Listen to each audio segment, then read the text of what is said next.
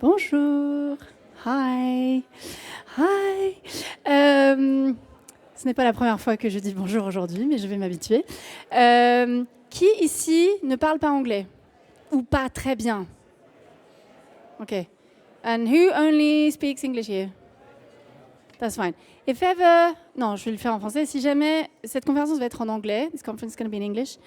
So, si jamais vous n'êtes pas super à l'aise avec votre niveau d'anglais, vous avez des casques de traduction au fond et vous avez juste à l'ouvrir comme ça et choisir le canal numéro 3 et vous aurez la traduction en français.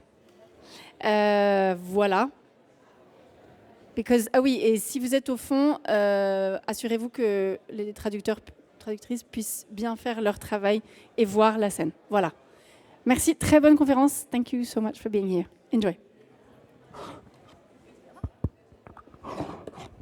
Hello, everyone. Thanks for being here.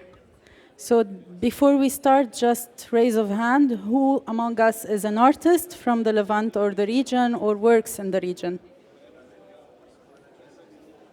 Okay, welcome, and welcome to the curious ones about the region. So our panel today is developing the market and building opportunities for artists in the Levant region. Where is the Levant? The Levant sits at the heart of a much wider MENA or SWANA region that we know. It is growing towards the Gulf, where the investments and industry models are currently transforming the landscape, and towards west, towards the Maghreb, where independent scenes are thriving. The Levant, specifically Lebanon, Jordan, Palestine, and Syria, has long been one of the Arab world's richest cultural crossroads. It's a region where music is part of everyday life, where heritage meets experimentation, and where generations of artists continue to shape the sound of the Arab world. Yet, while creativity flourishes, access to opportunity varies widely. Infrastructure, funding, and professional networks can look very different from Beirut to Amman to Damascus and Ramallah. Understanding how these ecosystems connect is key to building a strong, more sustainable future for the music in the region. We have a fantastic panel with us, representing a range of perspectives, from music policy to cultural ecosystems to publishing, artist development, and regional entrepreneurship.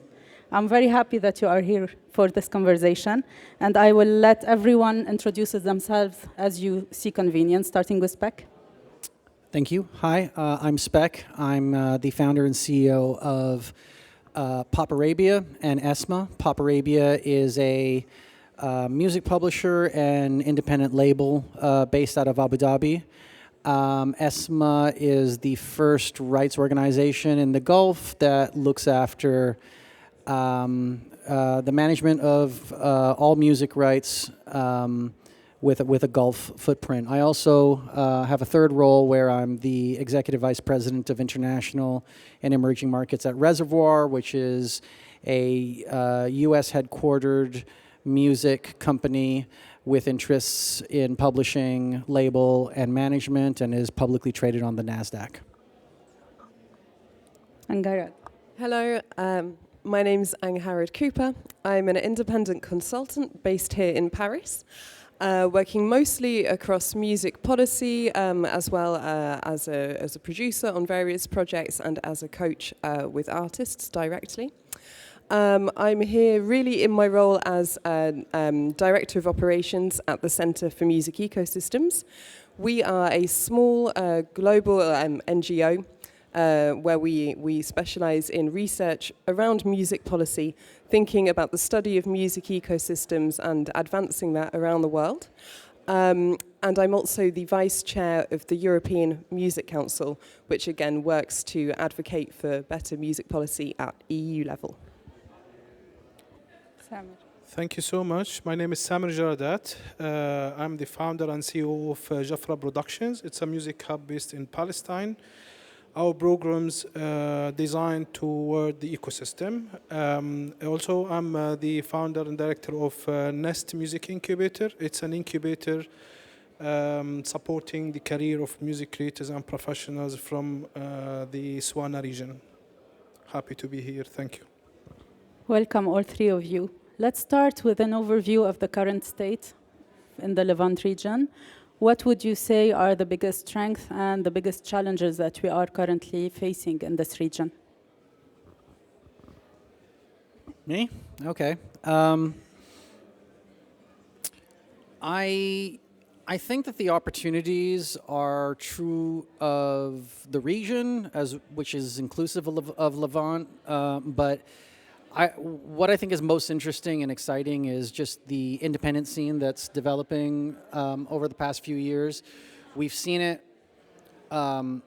If you look at the way independent scenes have developed around the world, there is a pattern that we start to see in different markets, and so the entry of, say, Spotify in 2019. I think was an adrenaline shot to the independent scene.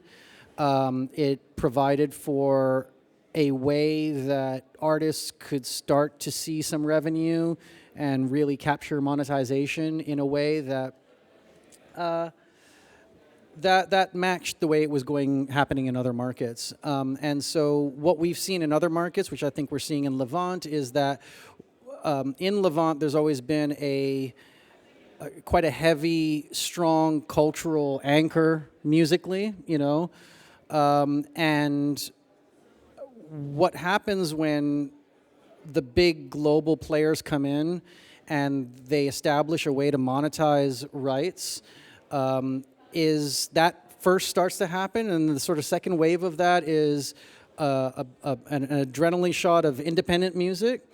And you end up sometimes going into a third phase, which is the third phase of that becomes, it's not just the independent music that's being produced, but there starts to become a musical language that starts to develop as the third phase of that, where you start to really create a unique, identifiable sound that is specific to your region. And we've seen this in places like South America, and we've seen this in places like Egypt with Maraganat. We've seen these new genres essentially starting to emerge from the older genres that is a mix of youth culture and modernity. So that, I think, I think we're in that sort of phase between the second phase and the third phase right now, where there has absolutely been a massive output of independent music, but the first phase of that is them trying to find their own voice, and we're sort of now just in that phase where a number of them are creating quite, you could sort of argue that they're creating their own absolutely unique sound that will start to become the anchor that will lead the future, what I think is going to lead the next 10 years. So from a creative perspective, it's very exciting in that respect, and I can see us going through those phases. From a business perspective, there's still a lot broken about the industry. As a publisher who has been in the region for a long time and advocating for publishing rights, there's still a long way that we need to go in terms of the administration of pub rights in the Levant. You mentioned the independent scene activity. I think, Samer, you could tell us a bit more about the challenges that you are facing in this region from an independent scene perspective. Yeah. I mean, I don't want to repeat what Spec already mentioned. There is, in my opinion, a big difference between the creative side and the business side, as he mentioned. I mean, the creative side is really very strong. We have a lot of strong scene when it comes to the creativity, and the artists are like playing a major role internationally now. And I think the content that is coming from our region is not consumed on a global scale yet. It has a lot of opportunities, so that's why we see it in a positive way. From a business perspective, as also Spec mentioned, it's, we can say, in progress, under development. The term ecosystem itself, I mean, it's a bit tricky when it comes to our region. I think it has to be a goal that we need to reach. Simply, we have no publishing structure, we have no recorded sector, we have no live industry. Most importantly, we don't have a legal environment that supports, this is very basic. A lot of countries in our region has no IP system, has no IP law, which is, for example, in Palestine, we have the IP law since the Ottoman, and it's not active anymore. So yeah, I mean, but I'm very optimistic because there is an awareness toward building an established ecosystem. There is awareness on a governmental level, private sector, even the creators and professionals in the industry that really now have a level of awareness toward this. I mean, Celine, talking about the challenges is a bit, first of all, I can see that, it's an unstable situation there politically. So that's the major thing I can say. But in general, there is a lot of restrictions when it comes to the mobility, visa restrictions. In my opinion, most importantly, we have different countries separated. So when it comes to the music industry, we don't have resources in common. So, for example, we can't talk about Palestine and Lebanon and Syria and Jordan. They're separated. And when we talk business language, it does not work. I mean, you're going to build an industry for Palestinian creators who can all of them go to a dinner together. It does not work, it's not feasible. So we need to have this kind of mapping. Indeed. It's not working anymore. Thanks. Indeed, Samer, actually, resilience is a word that can really describe this region, the specific region. Talking about resilience and how challenging it is for individuals and community work, if I may say. I come to you, Angharad. What do you think is the role of creating cultural policies and government in this region to accelerate the growth of the music ecosystem in this region? Thanks. I mean, there's just so much that can be done at government level, really. I mean, it's completely transformative, so I suppose that's really something to aim for, and it's how you get there. But as Samir was saying, thinking about the music ecosystem concept is just so helpful. It's a very visual concept, and it's really all about collaboration, identifying what exists, what doesn't exist, gaps in the market, and as you mentioned as well, in fact, simply the act of mapping as a first step.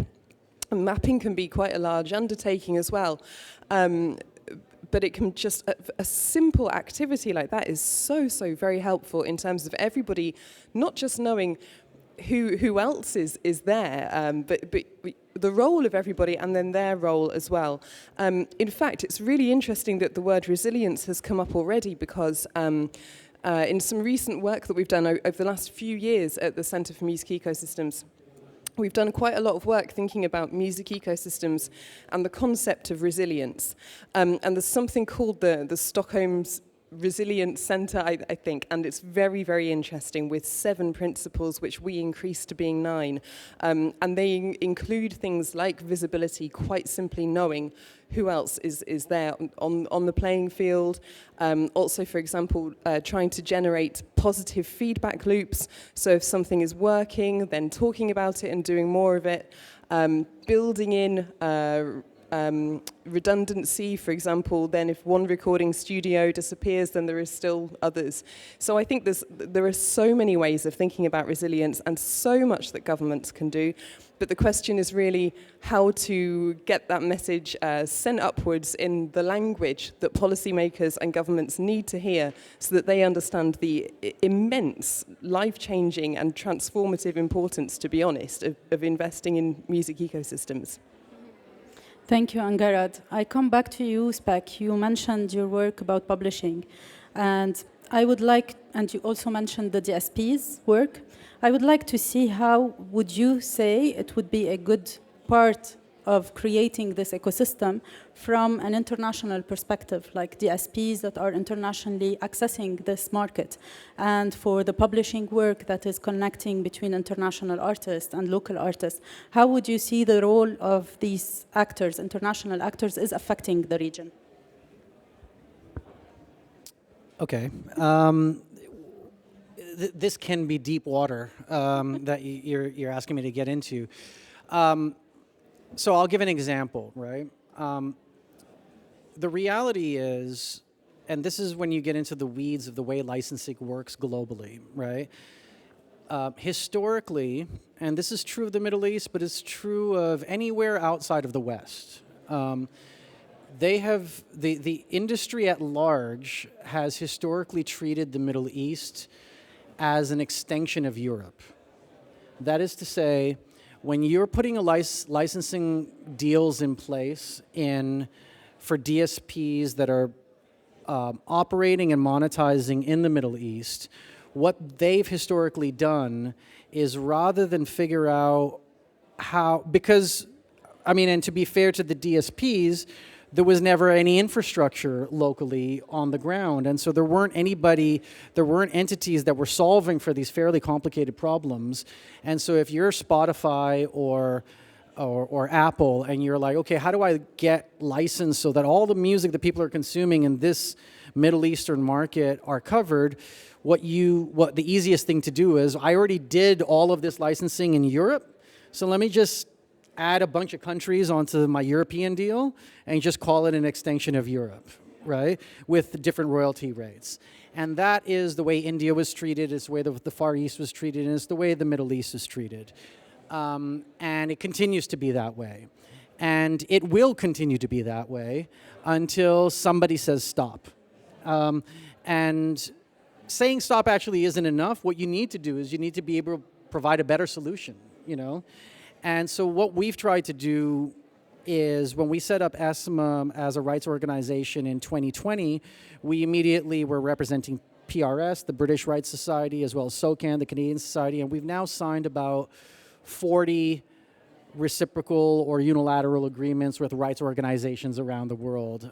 We just signed GEMA, the German Society, a few weeks ago. We represent essentially the world's music through, you know, if you're licensing one of these services, you need a mix of performing rights and mechanical rights and master rights. It's complicated. So there was never anybody in the Middle East that was figuring out how to bring all of the various stakeholders together and create a funnel so that when Spotify comes, I can say to Spotify, you know what, you can license the Middle East through this entity over here, or you can keep treating it as an extension of Europe, and you're still going to have to figure out how to get all the various Arab rights holders and performing rights and so on and so forth. So we've tried to do that by creating an infrastructure in ESMA that, you know, nobody had really done the heavy lifting to pull all the various stakeholders under one roof.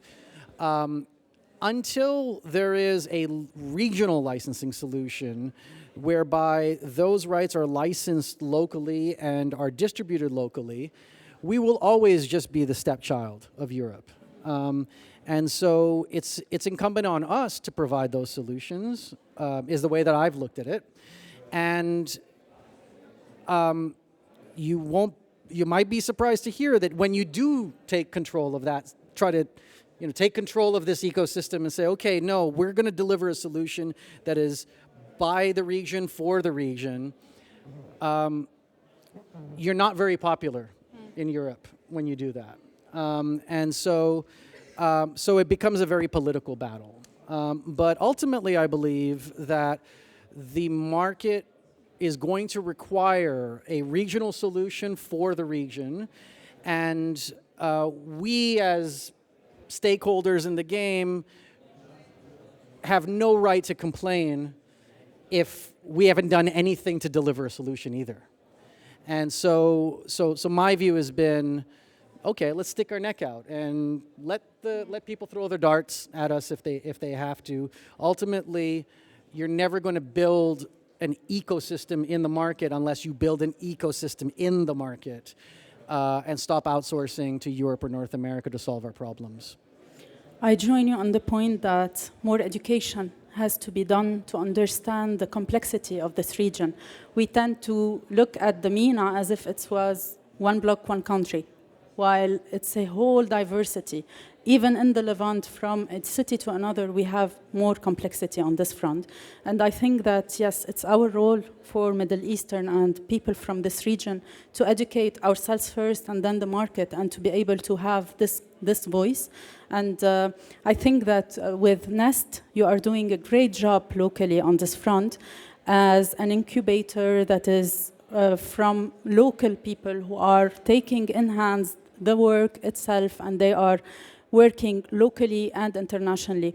What can you tell us about your experience, Samer, in this situation where you were able to develop this Nest incubator from Palestine, now expanding to the rest of the region?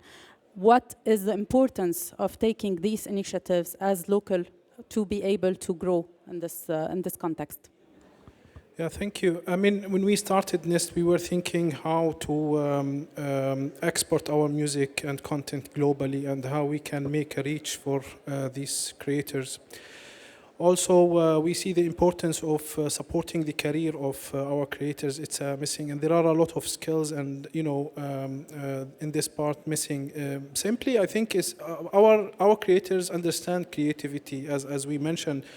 But when it comes to the business and to the entrepreneurial mindset, it's really a lot of mess there, and this will make our industry not sustainable, even their career. So the idea was to establish an incubator that bring all these things together. The first cycle was just to pilot and to understand the structure and methodology, and we were succeed to build the structure in a way that fits the creators and professionals in the region. The first phase was focusing on the creative knowledge. We did a lot of sessions, workshops, and master classes, and the idea here is to also curate these sessions into themes that is more needed. So, for example, in the last cycle, we built it in 4 themes: the artistic identity, the digital marketing, the live industry, and copyrights. And then the second phase, focusing more on the practical side, where we do a production camp, songwriting camps. The third phase focus on the long-term incubation, where we support the artists and incubate them on a long term, and this is more customized, but this is like more a growth plan with the artists. I think the model works very well in Palestine, in Jordan, and now we're expanding to other countries in the region, because the idea is to build it all over Swana region. And the interesting thing is that, the community is becoming more solid. We have no experience managing communities, etc. It's happening by default, but it's really becoming something interesting to see how also a solid community can play a major role in making these incubators as a success story. And in your experience, you are getting as well support from European countries and from external players to support these initiatives locally, right? Definitely, yeah. I mean, we have a lot of partners, including the French Development Agency, AFD, and the Expertise France, and we're very connected to the French market, actually. So we're so happy that we established a lot of partnerships. We're happy that we have a long history with Believe and our partnership, and we did with many French partners here, and it's like we're developing it now and trying to build or to open opportunities for businesses from here going to our region, and see how this kind of co-model can work. This is super important because we believe in this. We believe that really this kind of relationships should be win-win situation, and based on a business language that serve all the communities. Sorry. I think it's a very interesting indicator of the growth, because we are seeing some kind of resistance from your experience, but some kind of support in this experience. So this is a healthy growth. Angarad, I come back to you. From this context, what do you think are the learnings that we as a region in the Levant can learn from other territories or other regions' experience to grow faster? To grow faster, that's an interesting word, because I think what's probably more important is probably growing sustainably, even though, of course, time is of the essence as well. Thinking of some different parts of the world where I've been able to do some work either as a researcher or a consultant through my work with the Centre for Music Ecosystems. I mean, really, I think it's about advocacy about government level, so having that organised voice in terms of knowing what you need, knowing what is missing, and also knowing what's going well. You know, we really mustn't forget that as well, celebrating strengths and unique strengths, of which, of course, there are so many. So feeding that up the chain.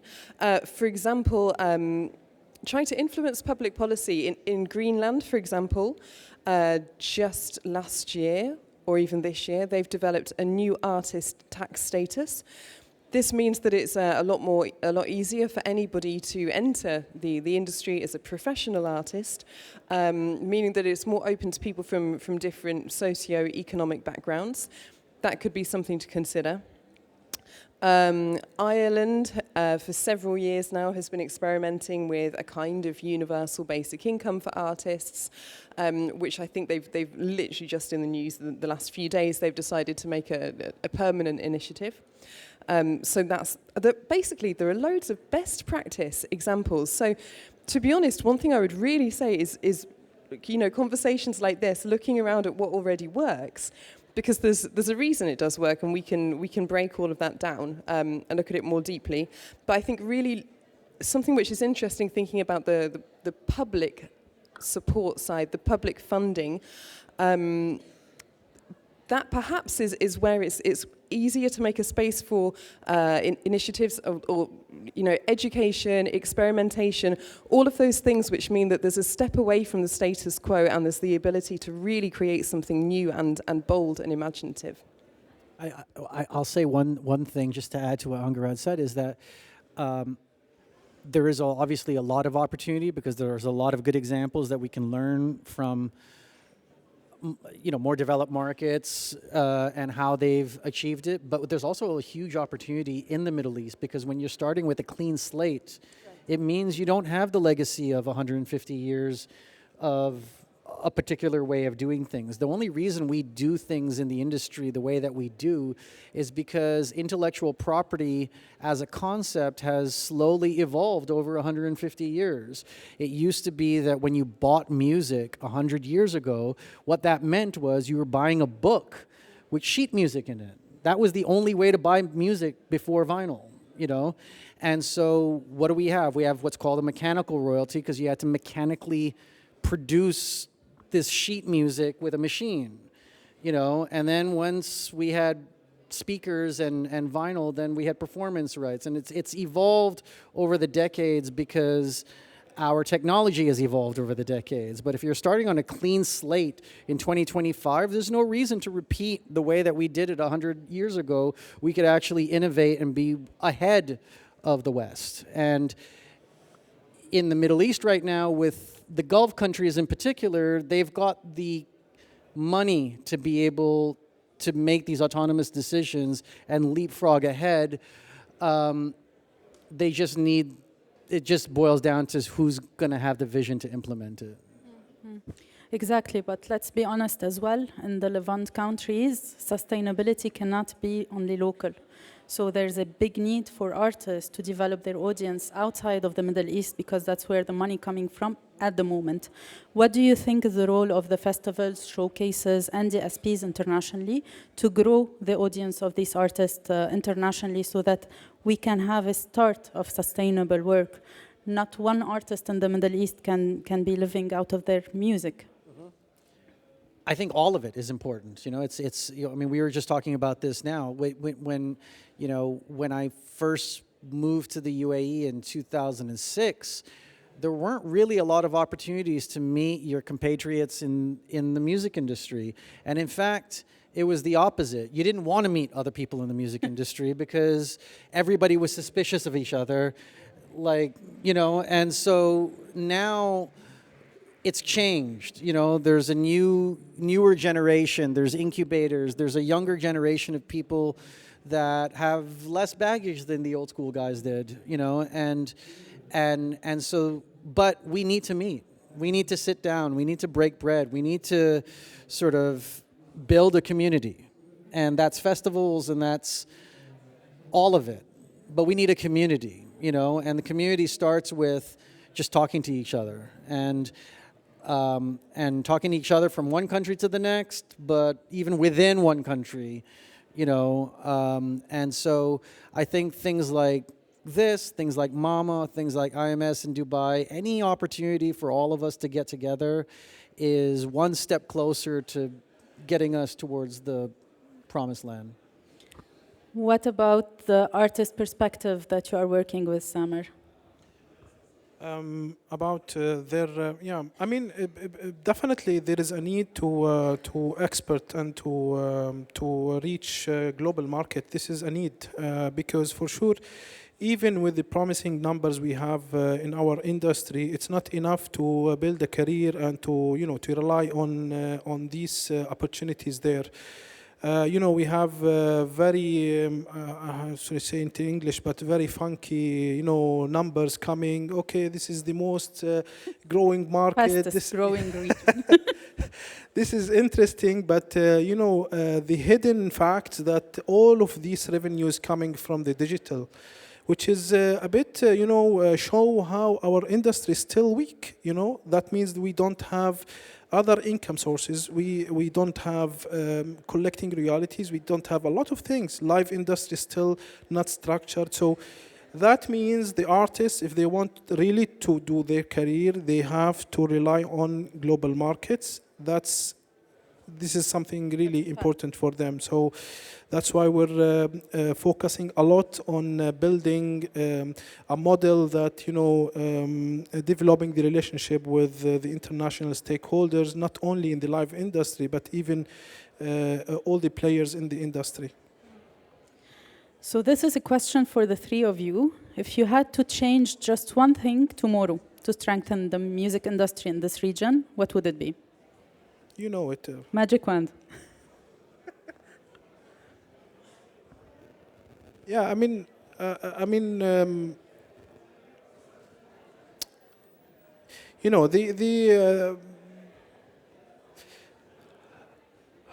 the unstable situation is because the occupation actually, and the mobility and the inability for artists to move is making them to lose a lot of opportunities.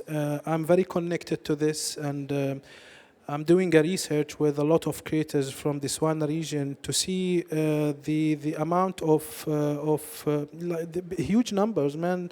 They're losing a lot of concerts, they're losing a lot of opportunities just because they can't travel. So that's one thing, yeah. Angarad, what would be your answer? I think specifically, and it's come up a few times today, although I haven't mentioned it, but specifically it's the issue of IP and copyright and having proper infrastructure there. That will make the biggest change, I believe, economically, socially, culturally. But really generally, thinking about the idea of a music policy. A music policy can be super localized or it could be regional.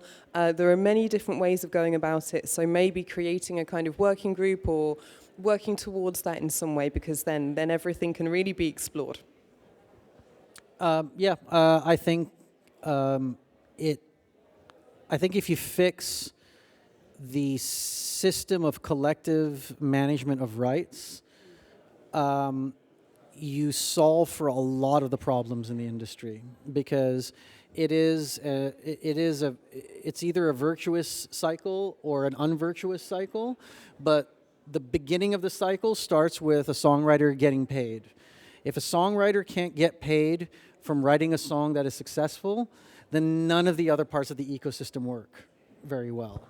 The song is the currency more than the money or anything else. You can't, even a recording is worthless if there isn't a song in that recording, right?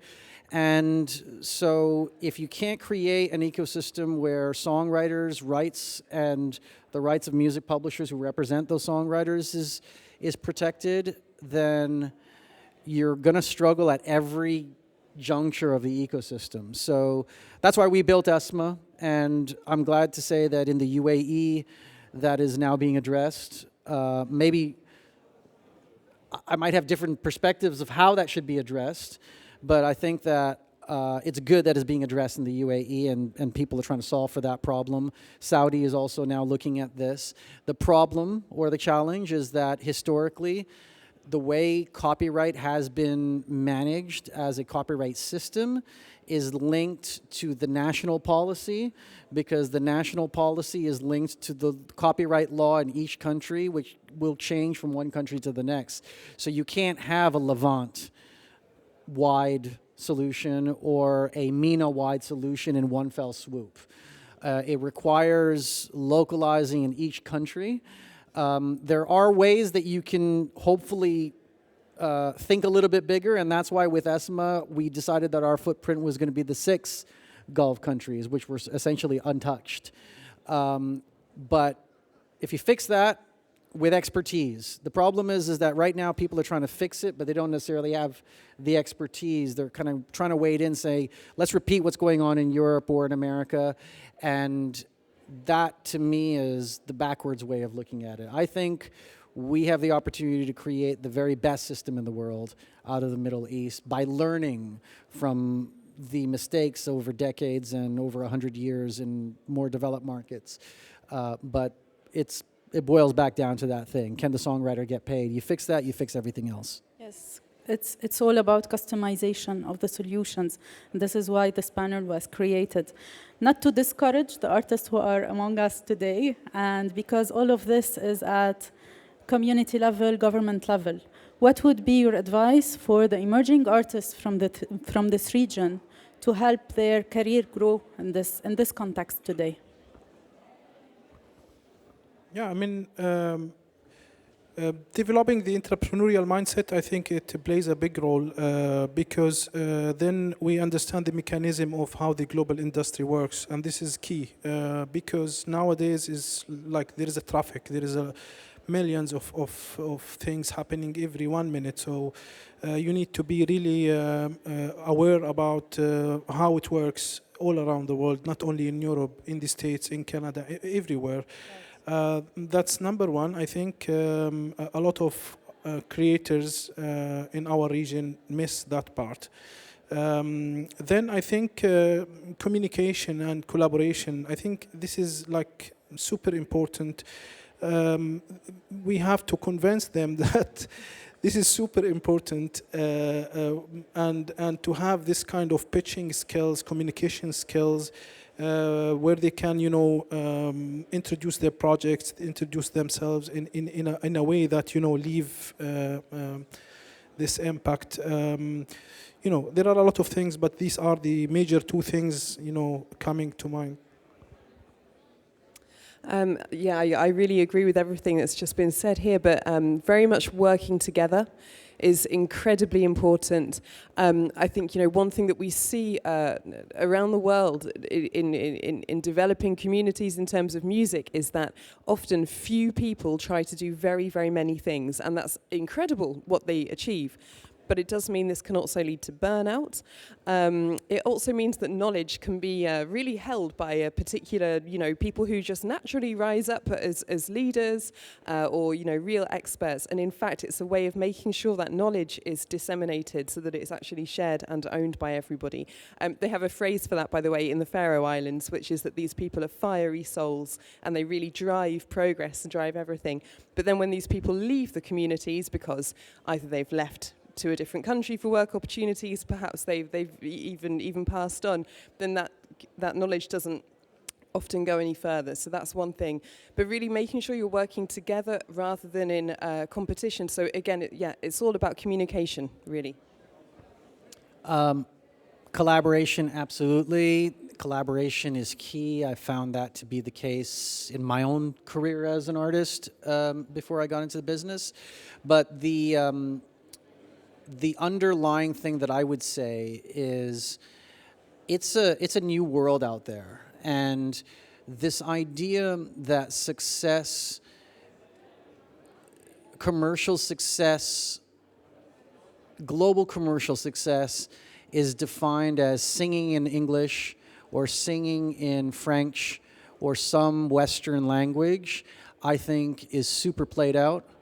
What I tell my artists is, I actually don't want you to sing in English. I prefer if you sing in Arabic. I'm not interested in signing somebody singing in English. There's plenty of labels that will do that. I think that the future is going to be owned by the Arabic language, by Korean, by Hindi, by, you know, it's a new world out there, and this idea that you need to have a hit in America in order to become a global star, I think is just ultimately yesterday's paradigm. Indeed, we are starting to see also a labeling of the Arabic music as A-pop, just like we have a K-pop. From this perspective, actually, what can similar audiences like European audiences, how can they help in this sustainability creation of this market? I think it's collaboration. You know, I think that the most interesting things, you know, when you see people from two completely different cultures have a baby, it's always the most beautiful looking baby, you know? And it's sort of like that with music, you know? Like if you bring two things from unexpected corners together, it creates the most interesting outcomes. And I think that that's ultimately what people are interested in. People want to hear new. They always want to hear new. It's the search of new is almost the most basic common denominator of the music industry. That is a pattern that you can see from the beginning of it, you know? So even today, people don't want to hear the same shit that they've heard over and over again. They want to hear something new, and it's on us to give them that, you know? And what is that new? Who knows? We're not going to know until you go in and create it. So I'd say venture for the new. Yeah, also, Celine, I want to remind that there is a huge diaspora also in Europe, in all around the world, and they consume our music in a different way. I mean, for example, Lebanese in Brazil or Palestinians in Chile, they're like, you know, more than what is in Palestine or in Lebanon. So we need to take care of the diaspora and find the right way of how to communicate with them. But also when it comes to the like for example France here, I mean a lot of Palestinians, a lot of Arab artists from Lebanon, Syria, Palestine, Jordan, they started their career from here and grow from here. I manage Trio Gibran, and they started from here since 22 years now. So they got their international career from here. So I mean, there is kind of natural relationship that is, you know, happening already in the consumption of our music, but it's growing actually. Indeed. And I would add, I suppose, creating spaces such as this one, you know, for different platforms, for exchange, for being curious, as you mentioned, which is such an important word, I think, for listening, for being creative together. Yeah, it's so enjoyable as well. Shout out to Emily for programming this panel. Thank you, Emily. I'm being mindful of the time because I want to leave some time for the questions from audience. Where do you see the Levantine music in 5 years? Oh yeah, I mean, in general, to be honest, I see the future of the music industry in our region. From a business perspective as well, but I mean, it's really interesting to think about the content from the creative side. It's really unconsumed. It's really has a lot of opportunities all around the world. So it's booming, Celine, and yeah, we're very optimistic. Well, hopefully growing in visibility, that would be wonderful. Having not been to the Levant region myself, I'm less aware, but a recent example of something I've seen is, for example, the education work that's happening in Armenia, which reminds me a little of some of the conversations we've had, but I've seen a centre in Armenia which is called the Tumo Centre, which educates 10,000 young people a week for free in music technology, for example, and gaming and various other techniques. And I can only imagine where they will be in 5 years' time. So I think if the right choices are made in terms of investments, then you can see change very, very quickly. I think the industry stuff that we need to see happen in terms of infrastructure is probably more of a 10-year outlook than a 5-year outlook. But I think we're likely to produce a global star in the next 5 years out of the Levant. Do any of you have any question for the panelists?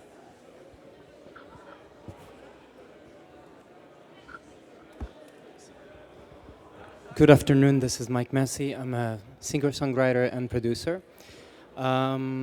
My question is actually not a question, but more of an observation. And I've been really very curious to know how the Arabic language is actually spoken and sang in such multiple countries in this globe.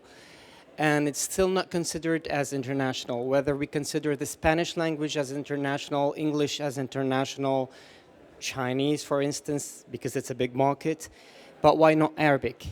We have so many Arab spoken or singing artists in this world, despite the diaspora that is present everywhere, and we still consider it as a small industry.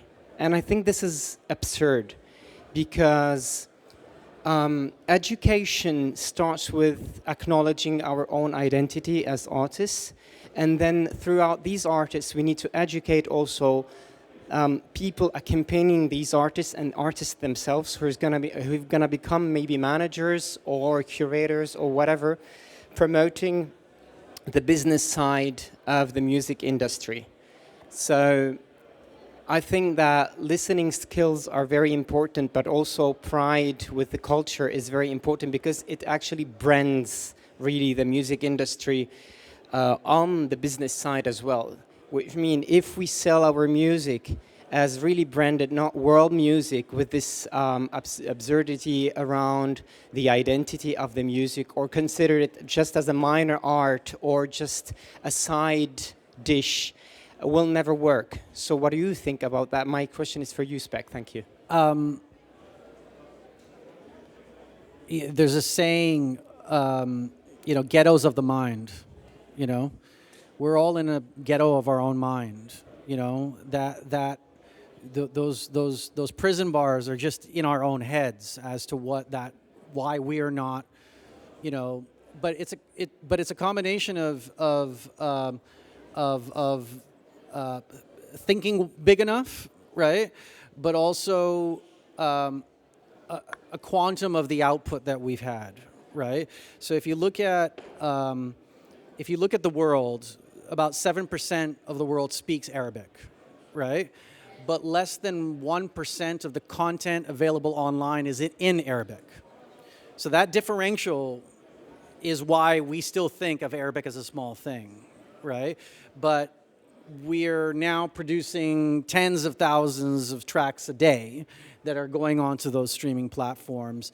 And so I think what we're seeing with these funky numbers, the growth in the Middle East is actually a reflection of the output catching up to the rest of the world, And what we haven't seen yet is the volume of output matching up with the quality of output of Adele or Radiohead or whoever it might be, name your contemporary artist, right? But we think, given the creative, just pulling aside all the business stuff, right? If you're a creative person, you are sensitive. I don't care whether you're a creative person in Palestine or Japan, if you're a great creative person, you're sensitive. And if you're a great creative person and you're also sensitive, then you have an ability to sort of, put your antenna in the air and pull out all of the crap that you're surrounded by and articulate that into a song that moves somebody, right? If you're really, really good at it, right?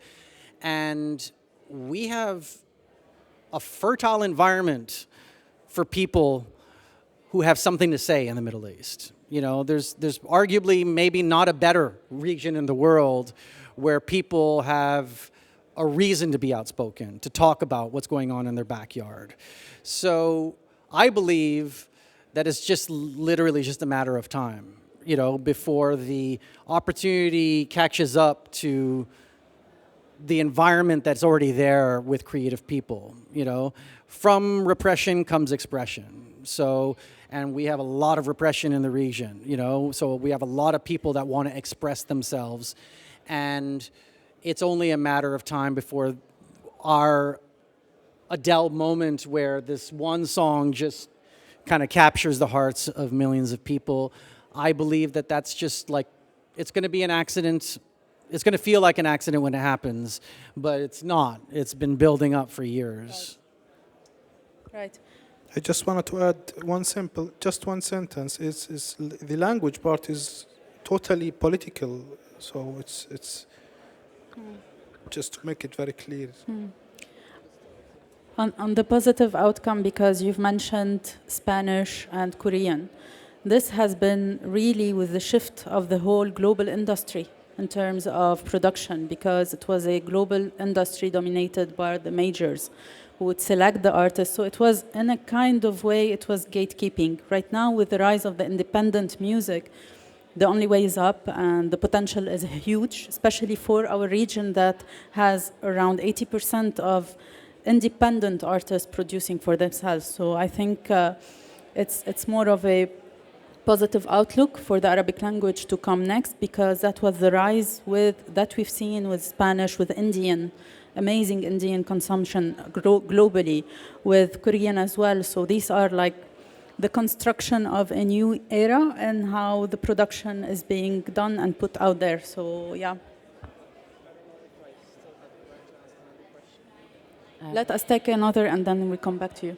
Hi, so my question is about the artists going on the global stage as a marker of success. And I'm noticing a shift in that, because when artists go on the global stage and go internationally, that creates a sort of economic dependence, for one, and for two, a different kind of success, and so a change in the artist's creative processes and in the artist's crowds and publics, and how the artist is received. So what I'm noticing now is that some artists, for instance from Egypt, either go abroad and then come back home and keep creating more success. So for instance, Wiggs, a rapper who featured with Tyke, for instance, and went back home and kept on breaking records, right? And then, for instance, I don't know, an artist like Zayd Khaled from Jordan went to Egypt to be more successful, never went on the global stage. And so there's, I think, a need and a desire for artists now to either, when they go globally, they go to countries like Saudi or the UAE or Lebanon, or keep actually creating at home. And so the value of their art is more valued when it's home. So how do we shift that? How do we start as music professionals say artists don't need to go global to be successful? And so how do we also change it internally first before we decide that artists need to go abroad? Because I don't think people want that anymore. Or at least I'm noticing in my community a lot of artists that don't want that anymore. So is there a new dynamic to be put in progress? Or is there a shift in dynamic that needs to happen? What do you think about that? Thank you. I think it's a global marketplace, and I think that in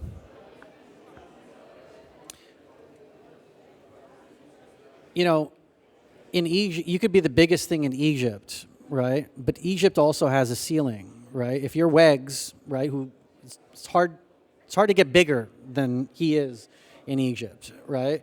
And so you hit a ceiling at some point, right? And you know, it's almost like an old adage that we would talk about in the music industry back in the day. It was like, it was a running joke. It was like, I'm huge in Japan. You know, there were certain artists that did super well in Japan years after they were not. You know, I'm thinking about in Canada, Snow was with Informer. You know, he was a huge global hit, right? Canadian kid. And for years afterwards, he would keep putting out albums that were massive in Japan, but nobody in Canada would arrest him, you know? And so it's almost like it's a philosophical question, you know? It's like, would you rather be massive for the rest of your career in Japan or have one global hit? You know, if that was a binary choice, you know? It's a hard one to sort of tackle, right? Back in the day, it was possible to be huge just in Canada or just in Japan.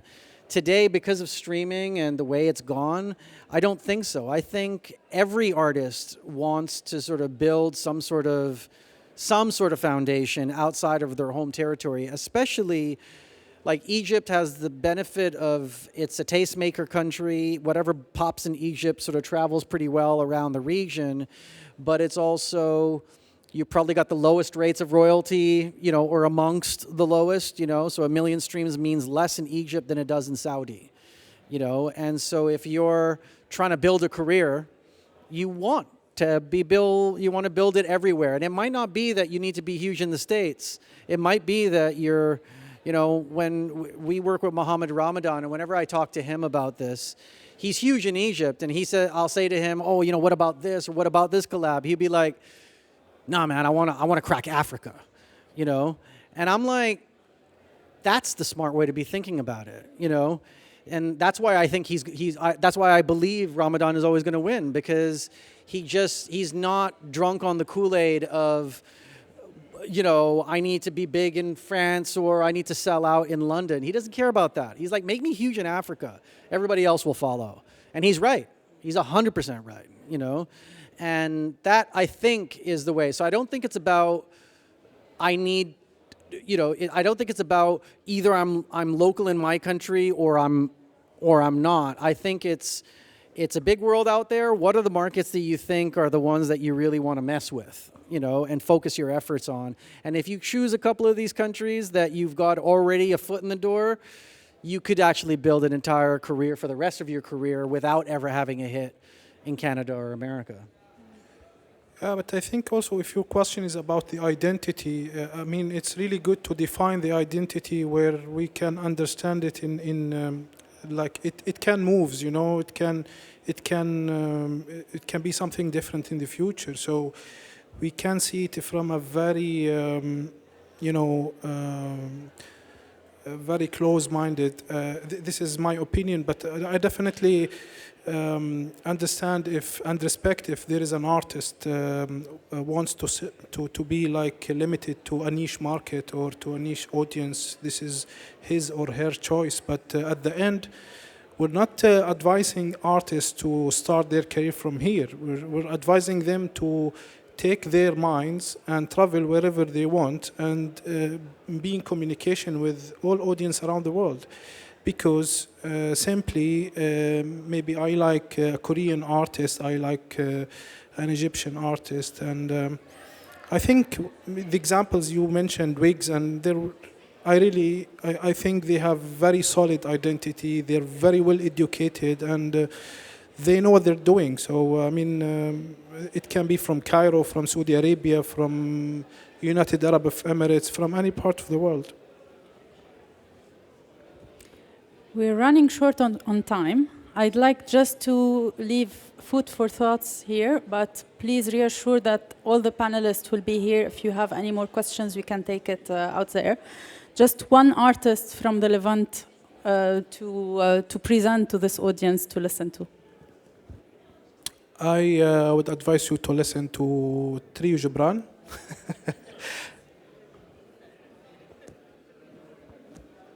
I'm very biased, but Bedouin Burger is a band signed to us. Oh, yeah. The lead singer is Syrian, the producer is Lebanese, and they're both based out of Paris and have played, I think they played Mama last year. I love them.